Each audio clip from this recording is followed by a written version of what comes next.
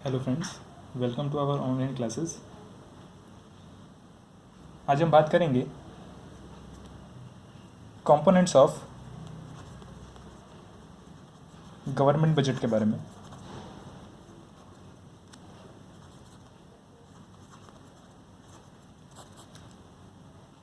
Components of government budget ये क्या बताते हैं आपको?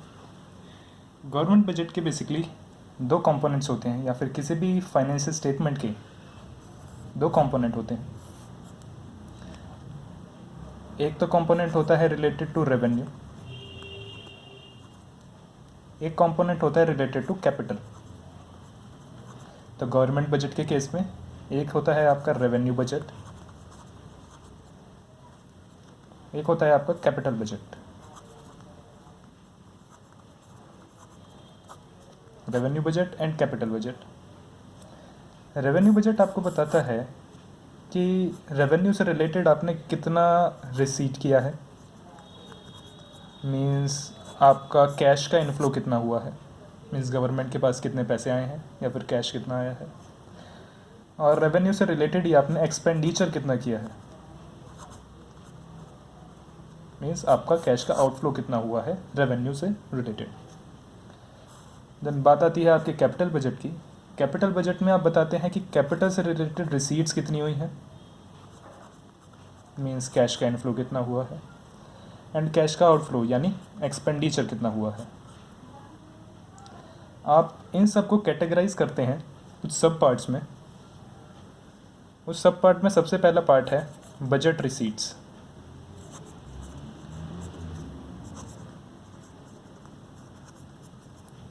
बजट रिसीट्स आपको बताता है कि आप दोनों तरह की रिसीट्स उसमें इंक्लूड करते हैं, रेवेन्यू रिसीट्स भी और कैपिटल रिसीट्स भी। आपने रिसीट्स को एक कंपोनेंट में दिखा दिया, means revenue receipts, and capital receipts को बजट रिसीट्स में। एंड उससे अगला कंपोनेंट है बजट एक्सपेंडिचर, उसमें आपने दिखा दिया रेवेन्यू एक्सपेंडिचर को और कैपिटल एक्सपेंडिचर को। फर्दर क्लासिफिकेशन कर दिया आपने इन चीज़ों की। तो सबसे पहला पॉइंट हम पढ़ेंगे बजट रिसीट। बजट रिसीट में सबसे पहला पॉइंट है आपका revenue receipts.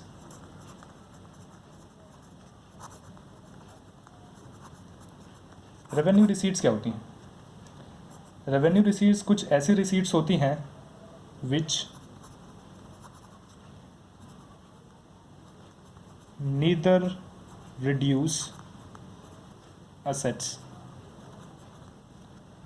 or create liability nor create liability।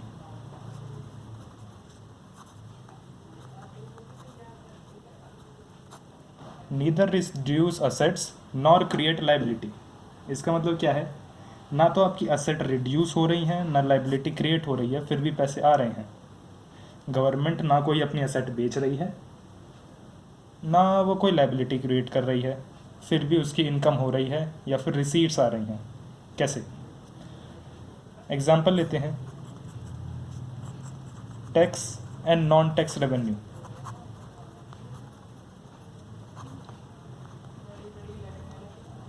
Government के लिए ये रेवेन्यू रिसीट्स हैं,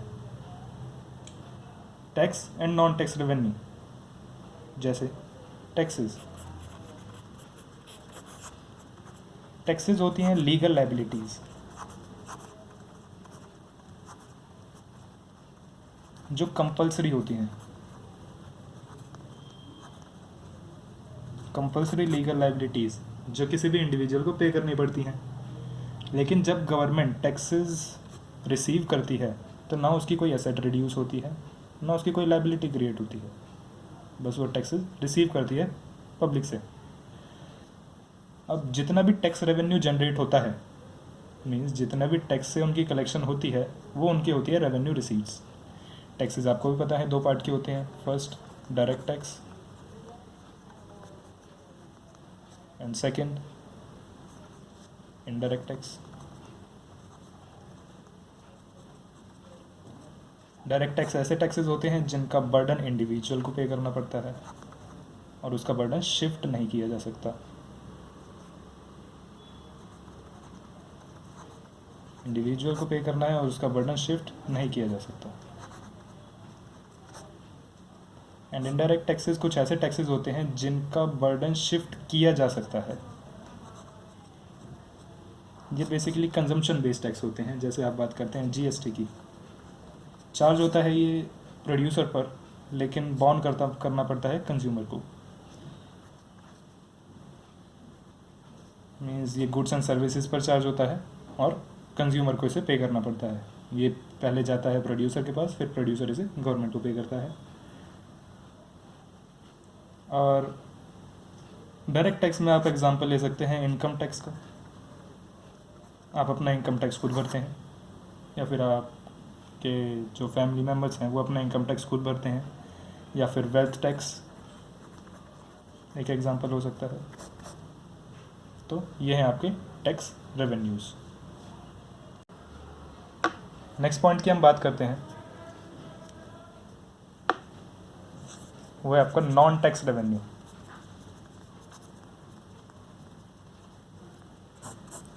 नॉन टैक्स रेवेन्यू क्या होता है?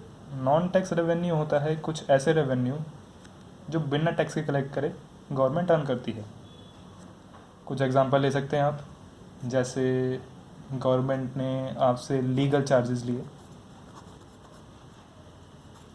लीगल चार्जेस मीन्स आप कोर्ट विजिट करते हैं, वहाँ से कुछ डॉक्यूमेंट्स आपने बनवाए और आपने कोई लीगल एक्टिविटी करी, उससे रिलेटेड कोई भी चार्ज, तो लीगल चार्जेस के टर्म्स में आएंगे। कुछ हो सकते हैं आपके पेनल्टीज़, आपने कोई मिस्टेक करी जो गवर्नमेंट की नज़रों में प्रोहिबिटेड है, तो आपको उसके लिए पेनल्टीज़ पे करनी पड़ती हैं। आप लाइसेंस इशू करवाते हैं तो उसकी लाइसेंसिंग फ़ीस,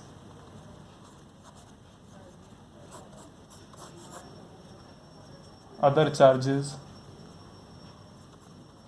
चार्जेस आपका डील करते हैं। आपने कोई सर्विस ली गवर्नमेंट से, जैसे आपने अपना आधार कार्ड सही करवाया, उसके लिए जो मिनिमल अमाउंट चार्ज करते हैं वो आता है आपको अदर चार्जेस में। तो ये होते हैं कुछ नॉन टैक्स रेवेन्यू। तो ये भी गवर्नमेंट की रिसीट्स में हेल्प करते हैं। तो टैक्स रेवेन्यू और नॉन टैक्स रेवेन्यू ये दोनों पार्ट हैं आपका रेवेन्यू रिसीट्स का।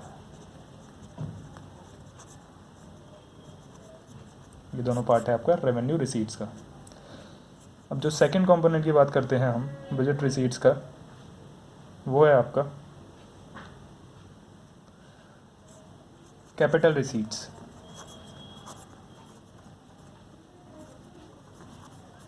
वो है आपका कैपिटल रिसीट्स।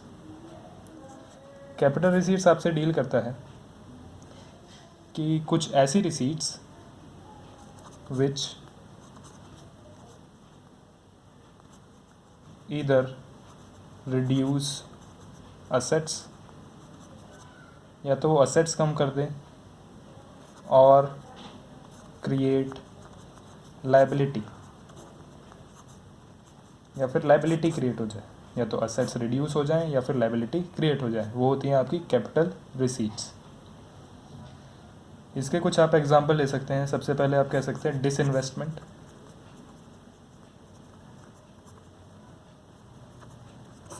डिसइन्वेस्टमेंट का मतलब होता है कि गवर्नमेंट की जो पब्लिक प्रॉपर्टी है या फिर गवर्नमेंट की जो प्रॉपर्टी है, मीन्स पब्लिक सेक्टर एंटरप्राइजेज या public sector undertakings,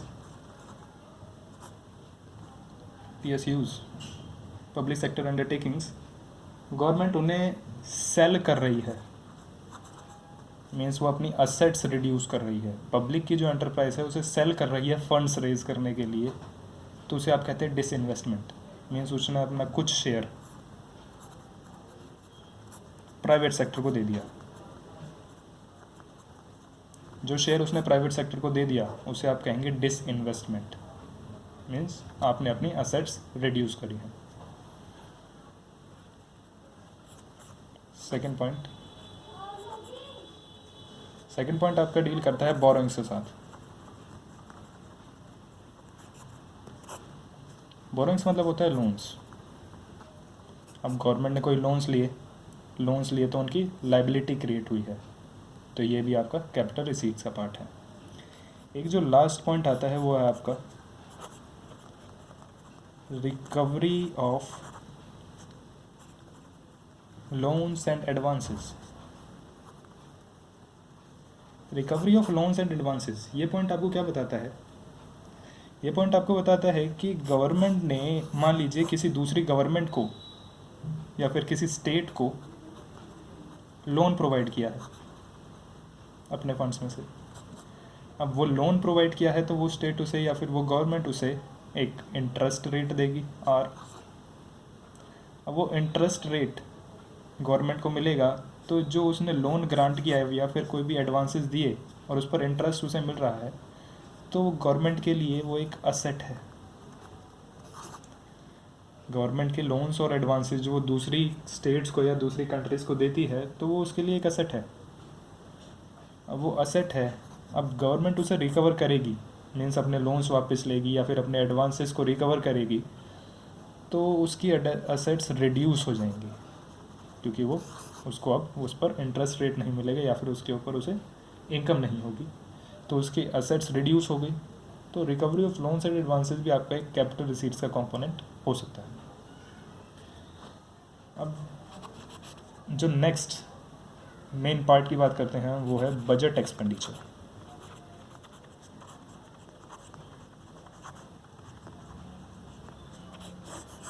budget expenditure आपको क्या कहता है? इसमें आप इंक्लूड करते हैं दोनों तरह के एक्सपेंडिचर, कैपिटल एक्सपेंडिचर भी और रेवेन्यू एक्सपेंडिचर भी। सबसे पहले बात करते हैं हम रेवेन्यू एक्सपेंडिचर।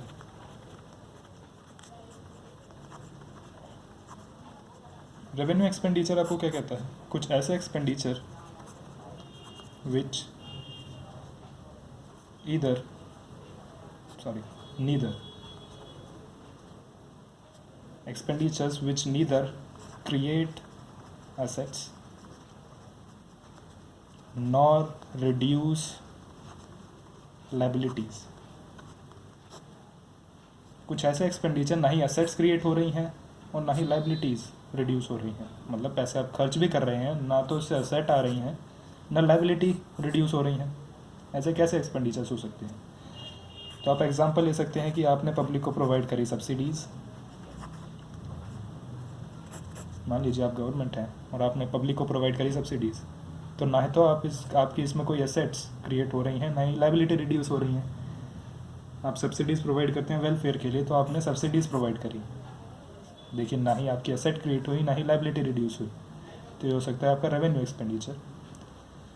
आप बात करते हैं ओल्ड एज पेंशन की। आप पेंशन पे करते हैं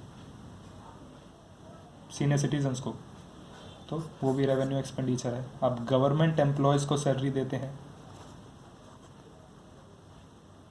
salaries to government employees,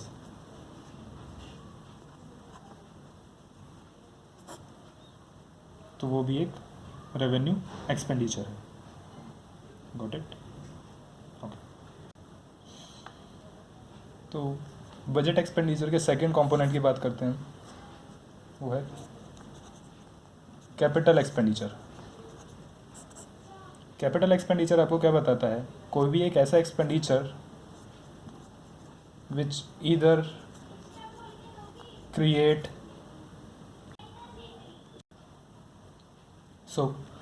capital expenditures are those expenditures which either create assets or reduce liabilities। either create assets और reduce liabilities मतलब क्या है? एक ऐसे एक्सपेंडिचर्स जहाँ पे आपकी असेट्स भी क्रिएट हो सकती हैं या फिर आपकी लाइबिलिटी रिड्यूस हो सकती है। आप पैसे खर्च करके या तो असेट्स खरीद रहे हैं या फिर अपनी लाइबिलिटी को रिड्यूस कर रहे हैं। एग्जाम्पल ले सकते हैं, repayment of loans and advances. Repayment of loans and advances ये आपका कैपिटल एक्सपेंडिचर हो सकता है कि आपने अपने लोन्स और एडवांसेस को पे ऑफ कर दिया है।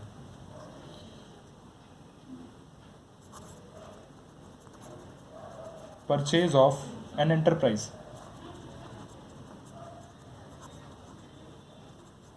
आपने कोई एंटरप्राइज परचेज की है तो ये कैपिटल एक्सपेंडिचर हो सकता है।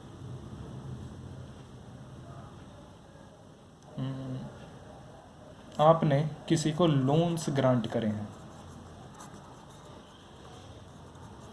आपने किसी को लोन्स ग्रांट करे हैं या फिर आपने उनको एडवांसेस दिए हैं, वो भी एक कैपिटल एक्सपेंडिचर हो सकता है, क्योंकि आपके उसमें असेट्स क्रिएट हो रहे हैं। ठीक, आपने किसी को लोन्स दिए हैं तो वो आपके असेट्स क्रिएट हो रहे हैं, तो वो भी एक आपका कैपिटल एक्सपेंडिचर हो सकता है। सो यहाँ पर आपके ये दो कंपोनेंट्स ओवर हो जाते हैं, budget expenditure and budget receipts. Hope you like this video. Thank you very much.